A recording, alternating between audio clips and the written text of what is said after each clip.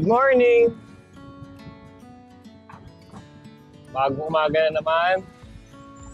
Pero hindi ngayon, hindi weekdays ngayon. Ay, hindi weekends ngayon, weekdays. Holiday lang, kaya walang pasok sa office. Mag-ride tayo ulit.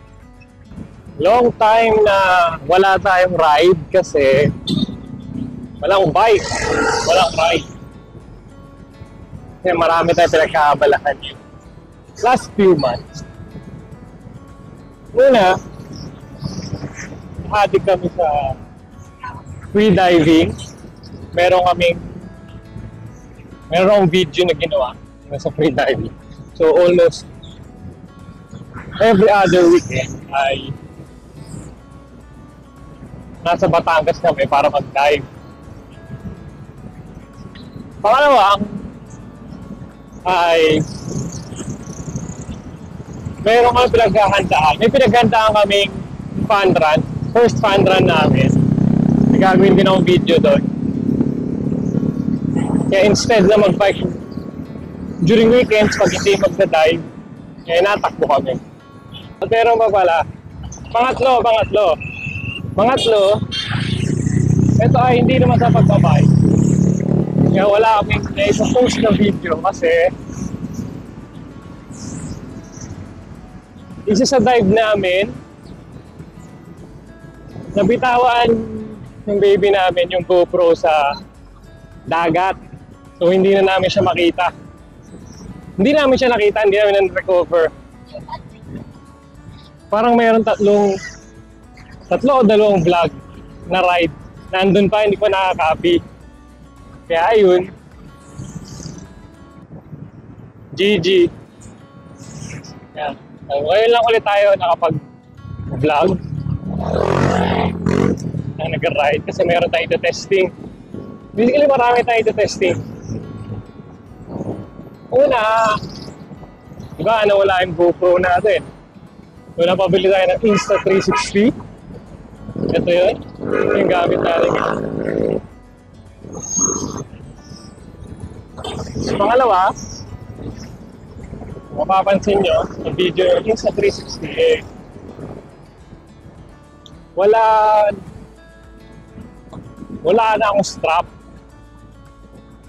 walang chesty, wala rin akong mic. Ang setup ko kasi dati pag nag-vlog, ang daming wire.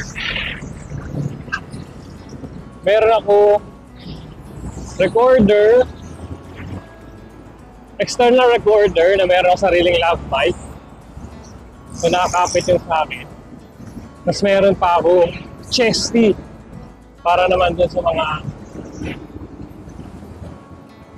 para sa footage natin pag nag-ride. Gusto ko talaga mag-ride ng walang strap, hands-free, hindi hassle sa post-editing, gawa na kailangan ko pa mag-sync ng audio. Kaya ngayon, partner mo yung sa 360, oops. Bumili na ako external na wireless microphone. Napakita ko sa inyo, ma'am. Ayun yung ating i-check ngayon kung maganda ba. Dito tayo ngayon sa normal na ruta natin. Pag mga quick ride para i-test to. May sa taas nito kasi para may nakikita akong coffee shop. Pwede tayong mag-coffee doon after. Yung setting ng ating microphone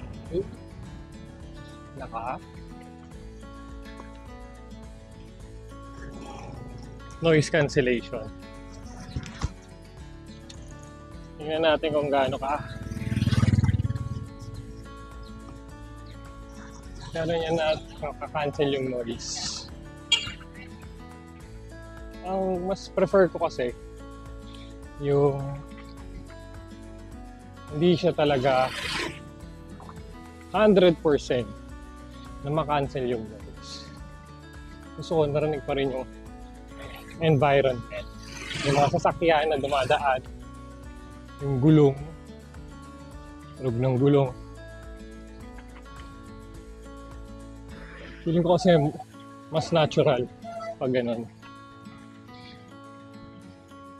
Kasi talagang boses ko lang yung maririnig. Pag nag-ride ha. Isa pa palang maganda dito sa wireless na mic. Nakakatuwa. Kasi na-activate niya yung voice control. Pag sinami ko yung command, so mag-record, so huminto yung record, ay hands-free, makakapag-record ako. Pwede na itong voice recorder kasi nare-recognize niya from this external microphone. Nare-recognize niya. Kaya hassle-free. Wala akong chesty. Wala akong external lab. Yung sabi ko, post-processing. Diretso sa camera yung audio ko. Mabilis yung post-production. Post-processing.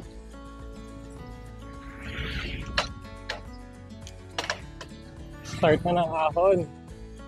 Dito sa normal nating ruta.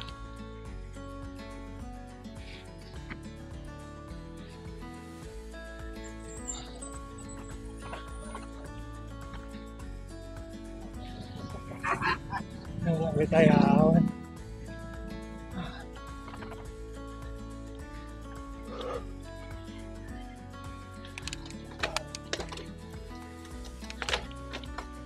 Ang ganda pa ngayon dito sa setup natin. Since naka-Insta 360 tayo, hindi rin natin kailangan kumuha pa ng mga tanggal-tanggalin yung mga GoPro, yung GoPro action camera para kumuha ng ibang angles. Dito kay Insta 360, since 360 camera nga siya,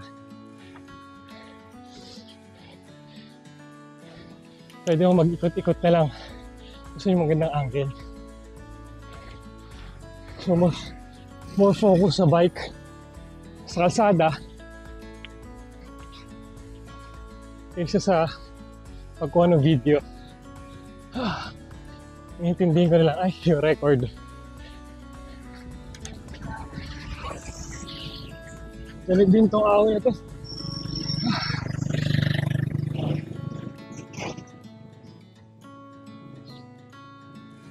Taas din pala siya.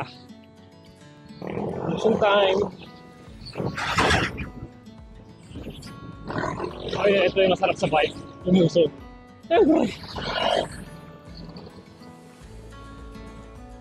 Wala ang gagawin.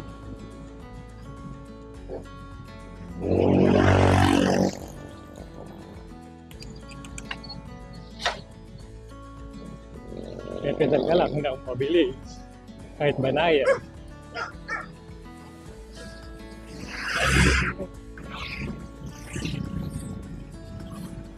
Konti lang naman itong lusong na ito. Siguro akon tayo mamaya. Oop, bak.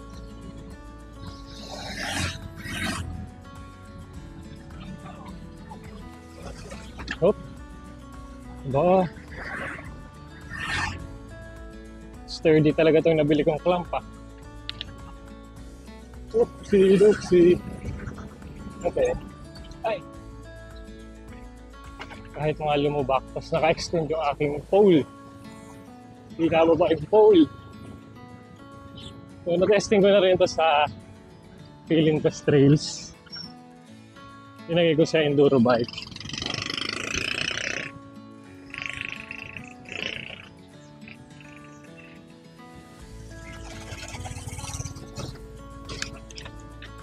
Tinagay ko siya sa enduro bike. Hindi naman siya nalaglag. Nag-trails ako, napan-jump ko. Pero walang pole. Kasi feeling ko pag may pole, pag nag-jump, baka malaglag. Try kong extend pa tong selfie stick. Pero kinakabahan ako. Kasi ang alog na niya. Kumakampas. Kaya lang, time first. Para hindi magandang idea to. Na-extend ko pa siya. Uy.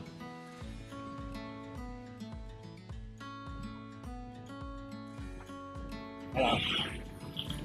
Cross mo muna. Cross. Kargahan natin to. Let's go!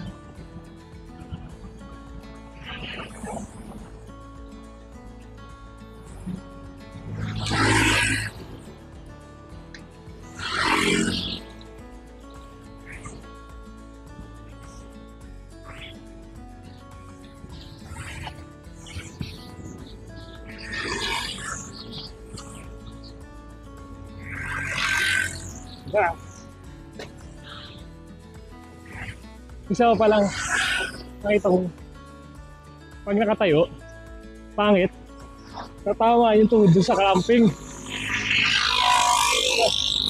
Pwede siyang mag-usos palaglag. So nangyari sa akin yun sa Philippine Test Trails. Pagtayo ko, sumama yung tuhod ko doon sa clamping. Puto hindi na dire-diretso. Palaglag yung X3.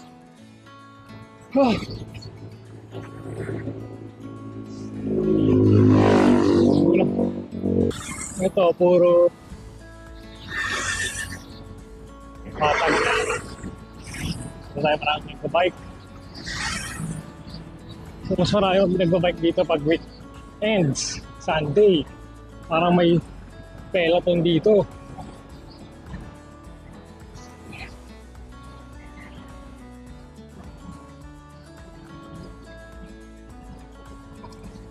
Hindi naman testing natin ko. Gaan ba sa igit yung wind noise reduction, noise cancellation ito kasi malakas na yung hangin kasi sakyan pa.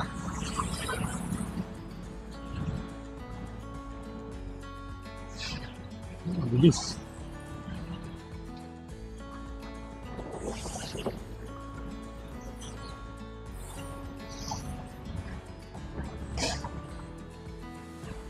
Yan.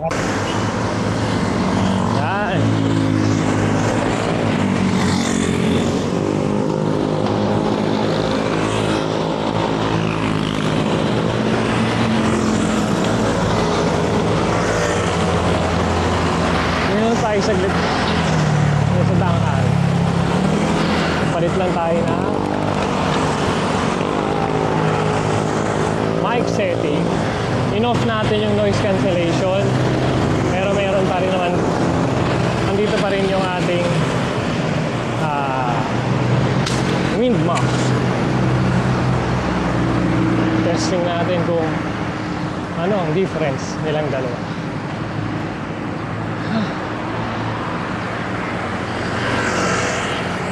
Yan, takbuhan natin 30.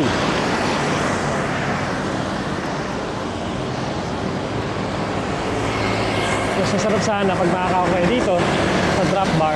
Pwede pala. Kala ko hindi makakaw sa drop bar. Kasi nandun yung mountains.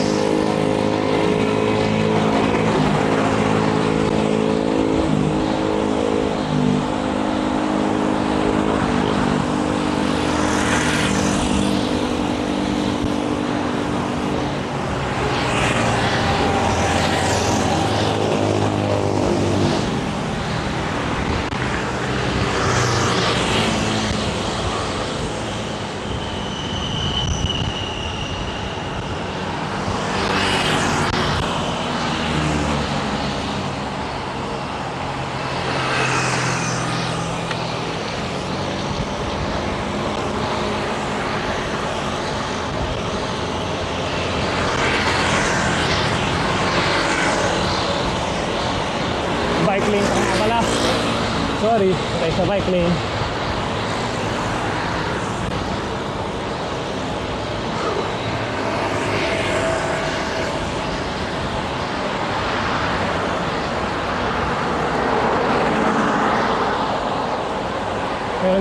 takot na area. Kaya may minor tayo. Kasi bigla-bigla may nahinto dyan eh. Dahil palang nadaan dito pag weekdays. Hindi kasi ako nagagawin dito pag weekdays. Weekends lang palagi.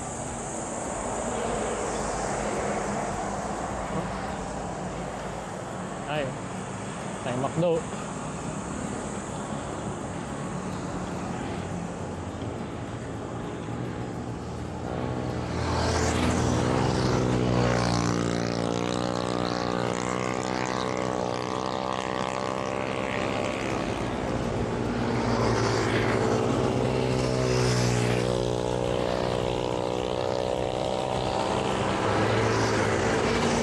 Sa McDonald's ako, paano tatawid?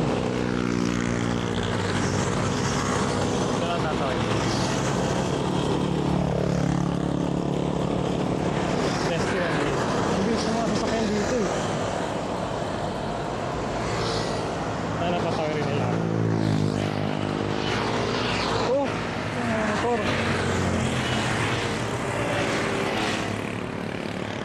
Yun! Successful! Nakatawid! McDonald's.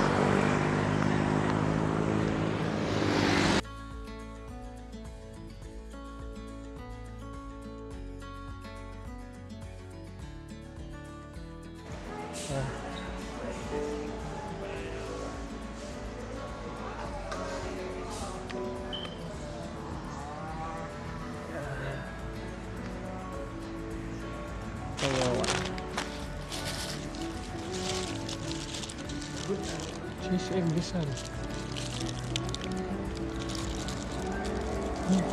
Oh.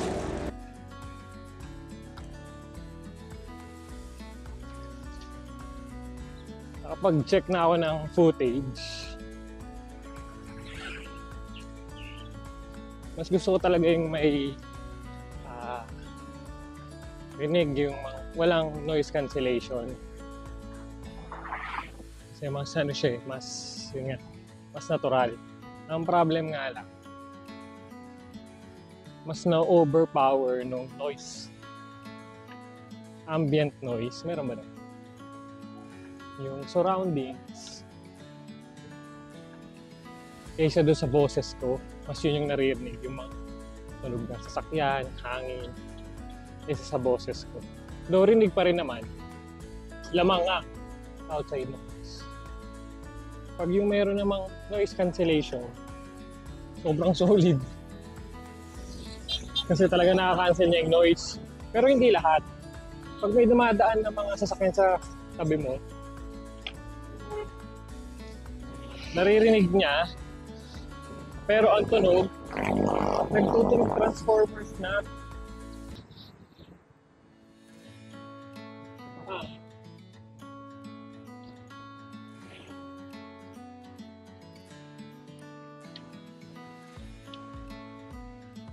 Pero overall, goods na itong aking nabiling. Sa akin, okay na itong nabiling mic, TNW. TNW N11 for sa presyo niya.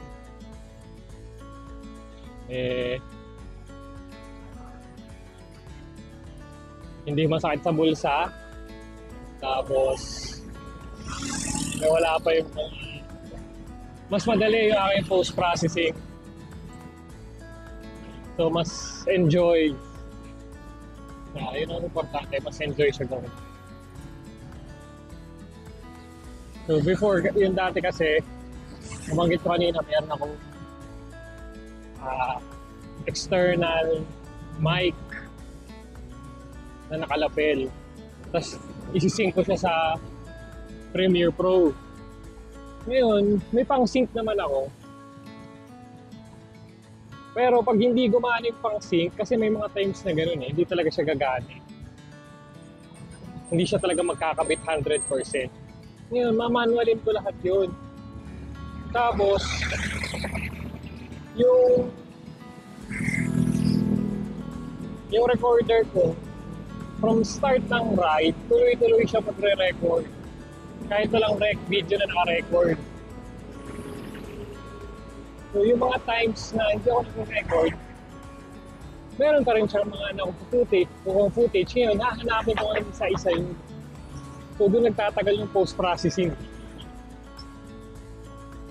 Since ngayon dito mayroon pa external mic na diretsyo dyan sa camera, sa X3, diretso edit na. Mamaya, na-excite ako mag-edit. Wala na hassle mamaya.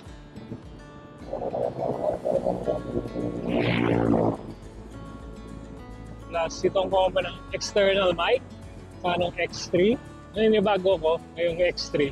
Kasi pag nag-ride nga,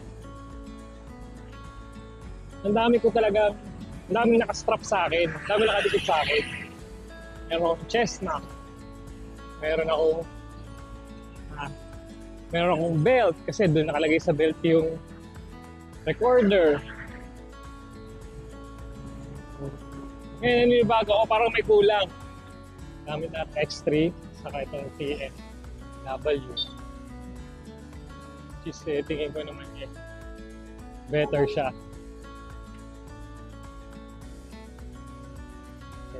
Nakamit niya yung gusto nating mangyari sa lahat. Wala akong strap. Hindi hassle sa post-processing.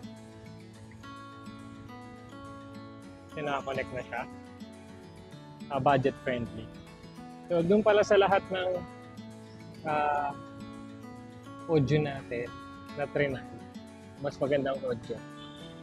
Ang target natin is yung budget friendly. So, mas maganda sana yung mga high-end, mga DJI. So, masyadong magalit. Kaya tayo sa mga budget friendly. Hindi masakit sa bulsa. Yes.